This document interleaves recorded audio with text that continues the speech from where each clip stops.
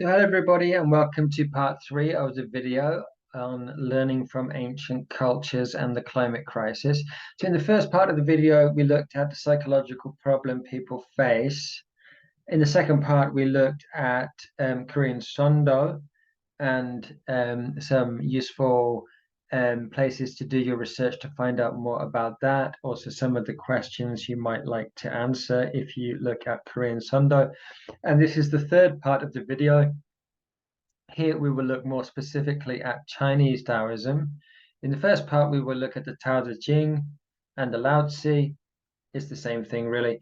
And then we will look at essay questions and research links. So let's begin then by looking at Chinese Taoism and also the Tao Te Ching or the Lao Tzu. So this is not a person. So this is the fundamental thing that you need to understand.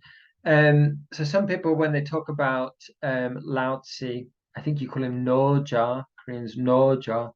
Um, One of the two most famous Chinese Taoist philosophers. So you have uh, Lao Tzu and later Shuangzi, sometimes called Zhuangzi in the West, who wrote the story of the butterfly. I don't know so much about him, so I'm going to focus on Lao Tzu. So the important thing to understand here is that Lao Tzu is not a person. Okay, it's much more likely to be a group of people, perhaps a group of monks or a group of people living in an institution, a scholarly institution. There's a lot of evidence that these people were practicing meditation. I think as far back as the third century BC. So, I mean, with this type of stuff, it does depend a lot on archaeological discoveries. So often they find a tomb, they unearth a tomb and then they see what's in a tomb and they find a copy of a book. Maybe it's a meditation instruction manual. Maybe it's a copy of the Lao Tzu with different chapters missing or added, this type of thing. So they're continually reconstructing the narrative and the chronology here. But as far as I know, meditation-based practices go back to the third century. As far as I know, the most likely explanation is that it's a group of monks or scholars living together in a community. Okay, and what seems to be happening is that they're practicing meditation and then they're writing about the most important philosophical or let's say spiritual lessons that can be learned from those meditation practices and from their experience of life as well. So it's very much one of the world's great wisdom traditions. And I think it's correct to say that the Lao Tzu or the Tao Te Ching is the second most translated book in the history of the world after the Christian Bible. It does go back more than 2,000 years. It's also important to notice or to know that the tradition of Chan Buddhism in China partly comes from India. Of course, Indian Buddhism goes to China. And then it kind of fuses with the Taoism that is already there.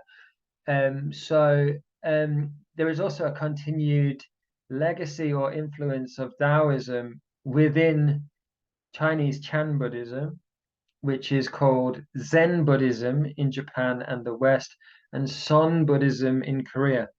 So I'm pretty sure it went from China and then next to Korea and then finally to Japan. So you may also be able to apply some of your knowledge of those things if you have them to what I'm about to tell you today. So essentially those traditions, Chan, Zen, Son, it comes from the Indian word dhyana, is Chan in Chinese, and that's meditation. Okay, so these are also meditation-based practices.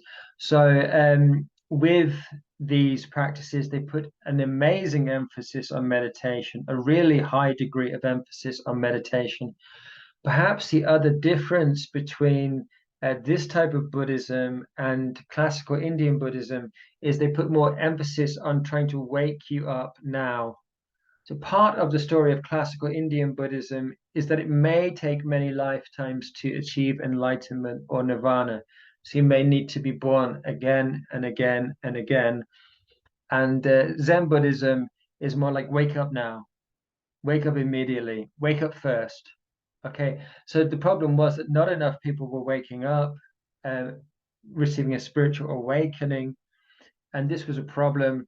So this was the emphasis or the difference between Zen Buddhism and classical Buddhism from India. But of course, they also have many things in common. So let's have a look at Chinese Taoism and how you might begin to think about this question. So, of course, it's a huge topic, right? Chinese Taoism continues today. There are various forms of Taoism, just like there are various forms of Buddhism, various belief systems and practices. So I think it's too much to consider all of this. So my advice is to focus on one text and what that text has to say about nature. So maybe we want to look at the Lao Tzu, the Tao Te Ching. Okay, maybe we want to find certain quotations or certain short sections of text, and then to look at what they mean in detail. This would be a good place to start. So, what does the Lao Tzu say about nature? One way to think about this is that we've lost something very fundamental. We've become disconnected from a deeper relationship with nature. So I think if you read these kinds of books like the Lao Tzu, it's very clear that this person is not existing on, or this group of people are not existing on the same level of awareness or consciousness as most of us today. So they are experiencing a very deep and profound connection with nature. So one way to look at this is to look at yourself. If you ever asked yourself, I think there should be something more to me. And I think there should be something more to the way we live than just, pursuing money, accumulating products, striving to be successful, competing with other people, caring only about myself and my family, disregarding nature. So if you think that something is fundamentally wrong with that, if you're experiencing a high level of anxiety or conflict or confusion or uncertainty, then these are all things that Taoism addresses. Okay. So this is one way to think about it. It's kind of a form of psychological healing that begins with looking inside yourself um, and what you can find there, let's say, deeper resources within yourself to heal yourself and to restore that connection with nature. So some people think it's much deeper than that, but let's start there. So are there lessons that we can learn from Taoism to help us deal with the climate crisis? And is this realistic? What are the limitations of this approach? So this is very much based on the idea that it's individuals that need to change. So perhaps the assumption is that governments are not really leading on this, they're not doing enough. So I need to change, I need to become the change that I want to see. So I'm stuck in ego consciousness. Okay, I'm only thinking about myself. I'm over consuming products like everybody else. This is the problem. It's destroying the natural environment. I'm also alienated from my real being or my real awareness or my real consciousness. I don't know who I am. I'm completely lost. I'm experiencing a state of anxiety. So these are all the kind of problems that most people are experiencing today. And Taoism, or learning from this classical Chinese tradition, may offer something to us to help us recover a sense of psychological well-being, to help us recover a sense of connection to nature, and to learn to be able to live with it. But perhaps you think that's all completely unrealistic. Maybe you think we're trapped in this kind of modern capitalist system, that people don't have the leisure time to cultivate themselves, to practice meditation, to look inside their mind. Then maybe people have other priorities, other commitments. So this is the kind of thing you need to consider. Um, does it offer something very useful? If so, what? What are we missing from our lives? And then is it practical for the individual to change themselves, to go through this kind of spiritual and cultural transformation? Can that then change other people? Or do we need change at a system level? Does everything need to come from corporations and businesses and so on? Or maybe we need both of these things. If so, how can it be done? So also think about this in terms of the practical implications. So don't get too stuck on the texts. So I would look at specific quotations or fragments from the text. I would look at what they mean. I would try to understand the relationship they had with nature. But then you need to apply it to the climate crisis and our relationship with nature. So, is this an effective response? How effective is it? Is it good enough on its own? Does it need to be done in combination with other things? So, these are the kind of questions that you might like to develop. So, let's have a look at some of the resources available here. The first one from YouTube, I think I should say YouTube. Um, I didn't say it's a must-watch film. That's the that's the advertising on the video. But actually, I think it's a very good video introduction to the spiritual view of Taoism. So one way to understand Taoism is in terms of our relationship to nature. Another way of seeing it is as a spiritual practice. So we're talking about discovering a deeper way of being in the world, a deeper way of understanding reality, a deeper way of seeing things as they really are. And maybe also we're talking about discovering something much more fundamental than the human being, which is immanent in nature, which is, if you like, driving my behavior. Okay. And I'm existing in conflict with this. My ego is in conflict with this. I'm also always resisting it. So the idea of Taoism is this natural force, this natural spirit that animates everything, called the Tao. If you can allow it to freely flow through you and stop resisting it, then you can start to do things in a more effortless way. You can reduce your anxiety, you can reduce your inner conflict, you can increase your well-being, you can learn to reconnect with other people, yourself, and nature. This is the kind of thing that we're talking about. So there is another fundamental way of being in the world, and most of us are not experiencing that right now. And then this is what's driving the climate crisis, because we feel this sense of separation, we feel this sense of disconnection. We need to consume to fill this void inside ourselves, this empty space inside ourselves. The empty space is what we don't recognize as the Tao, or what is produced by the Tao. So the Tao in the spiritual view is something like an absolute spirit, an absolute consciousness that is the source of life, that gives life to everything. So at that level, everything is fundamentally one. This would be the spiritual interpretation of Taoism. It can also be seen in terms of your everyday life and the anxieties and practical problems you experience in life. So this is more the second one here. And the second one is also about not taking yourself too seriously. So, an important aspect of Taoism is a sense of not over identifying with, let's say, the fake self, the fake personalities that you create. So, I think stop playing with my hat. I think in Confucianism, they very much emphasize the social role. So, the individual is their social role.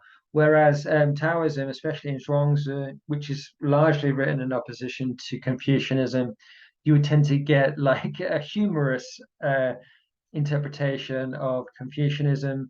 So the idea is you should be at ease with yourself. The different roles are just performed. So at the moment, I need to be a teacher. Now I can be a brother. Now I can be this. So you develop this sense of ease or freedom with the different roles. You don't over identify with anything. You don't over identify with the ideas in your mind. So a lot of it is about not taking yourself too seriously. And this is also mentioned in the second link.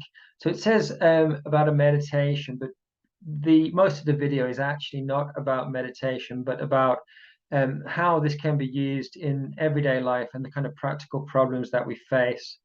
The third one is by Wes Cecil, an American philosopher. So if you go to 8 minutes and 18 seconds, that's when he starts to talk about the ethics of Taoism. So you don't need to watch the whole video. I think his is not really a spiritual reading. His is more about being lost in a sense of confusion. So it's related a little bit to the second one. So the first one is more the strong spiritual reading. The second one is more like practical problems in your everyday life and how Taoism can help you.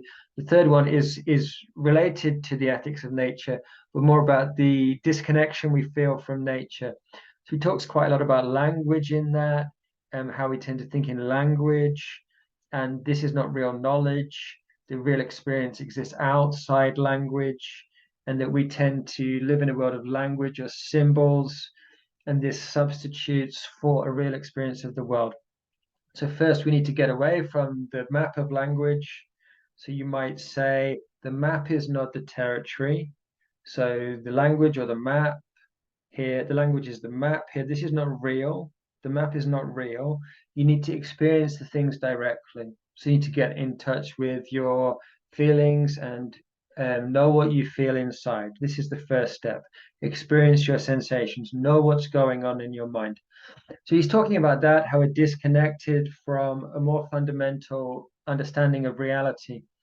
Perhaps the two things join up ultimately. So perhaps we first need to go through this initial stage where we feel the sensations, we experience life a little bit more deeply or rawly, you might say. Maybe when we go through that, we can see that all of that stuff is not really real either. Find some deeper inner spiritual peace and harmony. I also included one link here on Mathieu Ricard. So he was a French academic. I think he has a science training. And then he went to Tibet, became a Buddhist monk, did lots of meditation, and then effectively changed his own brain structure through meditation. When he went back to the West and they did neuroscientific experiments on his brain, and they saw that his brain was completely different from another human being who hadn't done meditation. So this is one of the ways you can connect things like Taoism, or if you want to talk about Buddhism or other meditation-based practices, to the current situation. There is scientific evidence that meditation changes the brain. There is scientific evidence that mindfulness practice, sometimes we call it mindfulness practice instead of meditation, does reduce anxiety, does increase concentration, does help in all kinds of ways. So this is one way we can connect these spiritual practices and forms of self-discipline from the past with modern scientific evidence. Okay, so we can look at the neuroscience and see, yes, it does help in these ways. So this is one thing you could look at. You could also maybe look at research into well-being and spending time in nature. I'm sure there's plenty of research on this. So you could look at meditation or mindfulness, spending time with nature. Does this have a curing effect? Does this lead to psychological healing? Does this lead to higher levels of well-being? Is this evidence that stuff like Taoism actually works? And does it provide a meaningful response to the climate crisis? Can we all change as individuals?